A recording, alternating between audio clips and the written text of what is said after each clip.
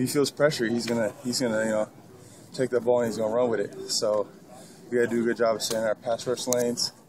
We just gotta have constant pressure in his face throughout the whole game, so he doesn't feel like he has a good rhythm going. So reading your keys and maintaining discipline is obviously the importance. Pass rush, integrity, everyone's staying in their gaps. We can't have, a huge A gap and he just, gash just for 40 yards. Everyone has to be in their pass rush lanes, and if we do that, I don't think we'll have anywhere to scramble. I know Coach is kind of downplaying it, but you're starting to hear some of the former Trojans, who never lost at USC start talking about how important this game still means to them, even though they've already moved on. Is this something that you guys embrace, the expectations of the guys who have come before you guys heading into this matchup? Oh, and maybe some of the younger guys, since they just got here, they don't really understand the significance of this rivalry. I've been here 5 years. I know what it's all about. I know all the old timers, all the alumni, all the Hall of Famers are all going to be watching this game, watching how we handle a good UCLA team this year. I think in years past they've been good but not great. But this year, they got a great quarterback, they got a good offense, and it's going to be a war. What have you said to some of the younger guys about the rivalry and about the significance of this game? That we just can't take these guys lightly.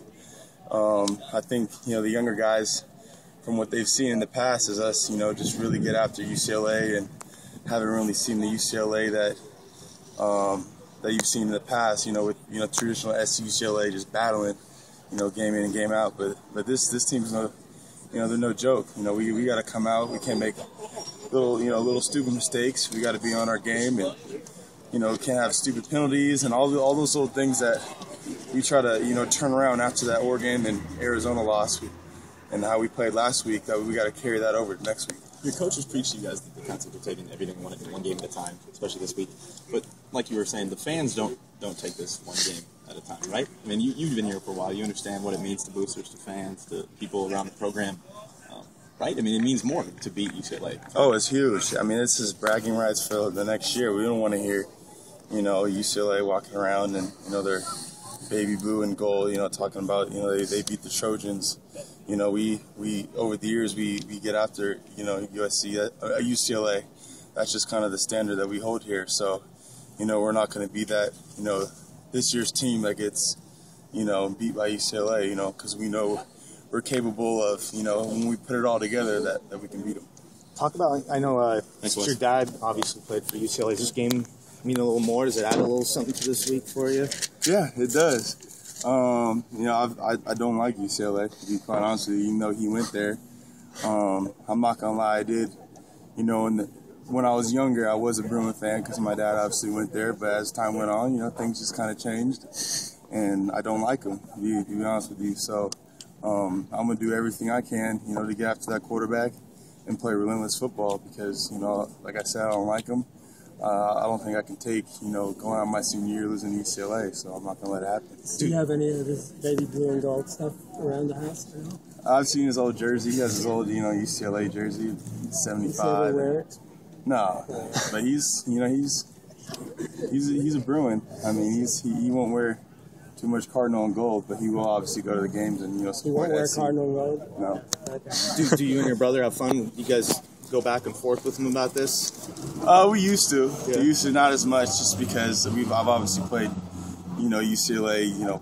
This is going to be my 5th time, so obviously he wants us to, to beat UCLA because that's his kid. Obviously playing against them. So, I think earlier on we used to joke around about it, but now he's all for me and getting the win. I heard when you guys were younger, though, is it true that he tell you guys he would disown you if you ended up over here? No, he never said nothing like that.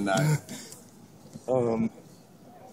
Do you think that since you've lost a few games, they feel like this might be their year to beat you guys? I'm sure that's what they think. Obviously, looking at the Arizona game, they got after Arizona pretty well, and we obviously lost to Arizona. But honestly, we're not worried about that. We're worried about what we got to get done, and it's all about our preparation and what we do to all the way up until game day to play a disciplined, hard-nosed football game. How important was last week's performance, kind of after a couple rough outings? How important was last week's performance leading into this one? Oh, it's huge. To get your defensive line going. Yeah, exactly. In particular, the D-line, everyone had a pretty solid game. Made solid plays, and you know, it's obviously different for each player, but before that, some guys were a little bit more down on themselves than they were, you know, obviously before when we were getting wins and making big plays. So going into this week, you can kind of feel the temperament of guys, you know, on the D-line, you know, going into a one-on-one pass rush with more confidence and getting more wins. You know, just not only me setting the tone, but guys like George Ukor setting the tone, make it a lot easier for me to get the other guys riled up because it's a special week. You know, it's not just, you know, any other week. It's UCLA, and you know we're going to do everything we can to get after them. It's good. Yeah. Thanks.